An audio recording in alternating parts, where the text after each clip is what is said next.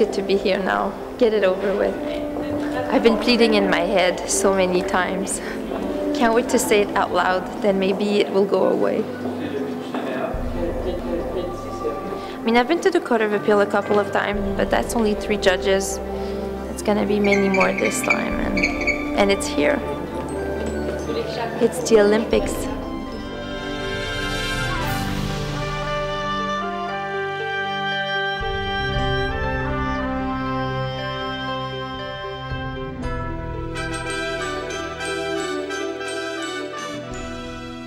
Gilles Dore, he knew that I had experience in freedom of expression. He knew that I was young, that I would be a go-getter, and that I would fight, and that I'm very orgueilleuse, so that I wouldn't want to lose face, or I would put up a fight. I work as a solo practitioner, and I'm going to the Supreme Court on my own.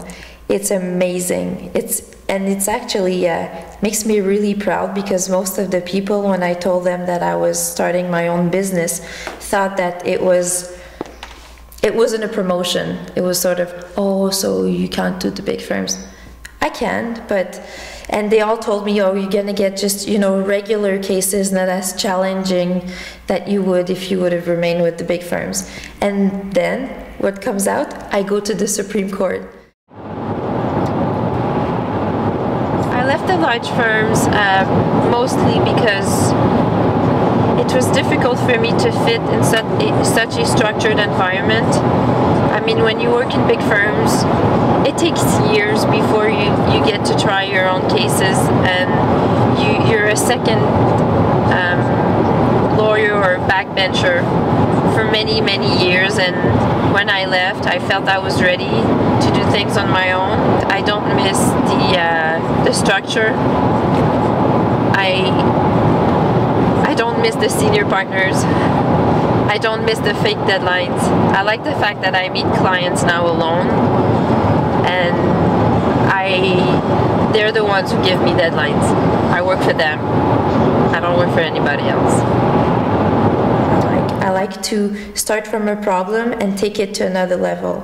I like to push things. I like to think outside the box.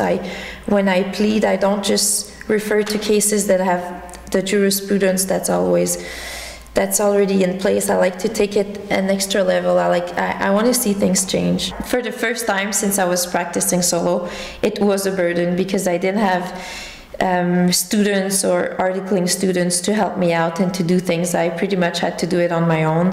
I didn't have secretaries that work overnight or even during the night shift to type what I was drafting. I was always thinking, I was always pleading, I was always reading. I would take it home, I would take it everywhere with me, just to make sure that my client would not be prejudiced by the fact that I wasn't part of a big firm.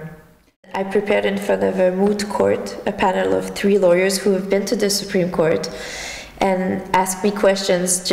It was sort of a practice, a dry run on what it would be. And they were so helpful, because when I started pleading in front of them, I tried to be very serious and technical and refer them to the pages I was looking at. And after 6 minutes, they told me, Sophie, stop. Can you please be yourself? And then I thought, I can? God. And so I started again without notes, and it was so much easier for me.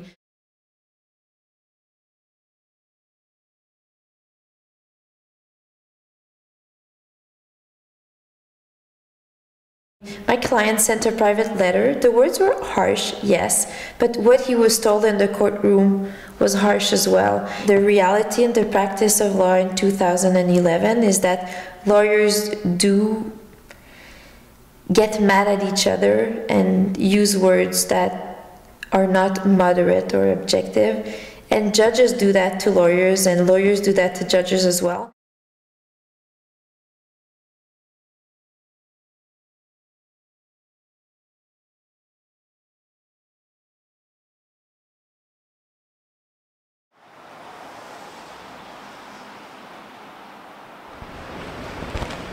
I thought that by the time I would get here, because I always hoped that one day I would have the great opportunity to come here, I would have finished to pay off my student's loan.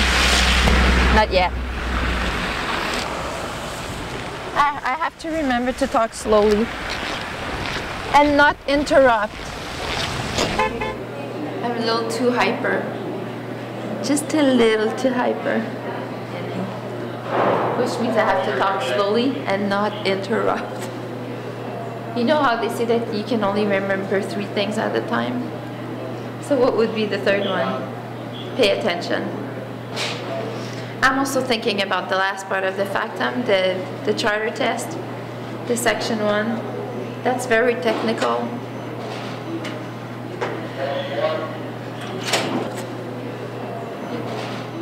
When I pleaded before the Supreme Court, my mom was there, my husband was there, my best friends from law school were there also, and that was just the best feeling ever.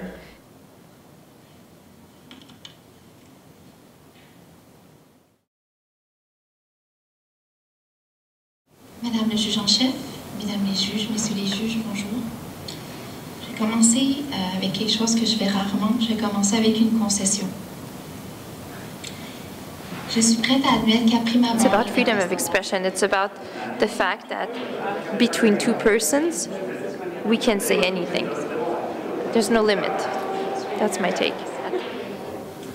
It's a question of context, if I understand your friend. I mean, he's living next to a judge and the judge's dog is barking very loud. I understand. So he phones and says, please, you're causing me great annoyance. Exactly. And that wouldn't be under the code, perhaps. So there are possibilities. We're not always bounded by our code of ethics. That's we'll my decide, point. but... So I just want to bring the attention of the court that it is a very difficult line to draw. A lawyer, or a letter that destabilizes, if you will, the very functioning of the system itself, in my view, goes against the professional obligations and ethics of a lawyer. Now, to come back to what you said, Madam Justice Avella, that doesn't mean that a lawyer cannot criticize the court. It doesn't mean that a lawyer cannot criticize a decision. It just means that you have to do it with moderation. I've learned a lot today, and I thought an hour would be long. An hour is not long at all. Ce qui est ma prétention, je pense que la décision du Conseil de discipline viole la liberté d'expression de mon client. Oui, votre temps est expiré. Dernière Est-ce que je peux vous inviter de finalement conclure? La dernière phrase. My husband saw me plead for the first time, so I was happy that happened because he's very much more in love with me now than he was before. Bye! It's fun to plead, but that feeling of being done is amazing.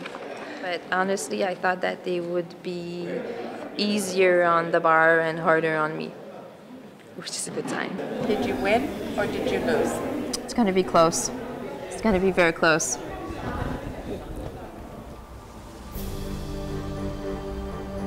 I had to do everything in my power to be as good as I could because they don't hear that many cases, and so many great lawyers who do plead freedom of expression would have wanted to be there. I owe them to my colleagues, I owe them to my client, I owe them to the legal community to do the best I could, and I really tried. Now I know that I can pretty much plead anything in front of anyone.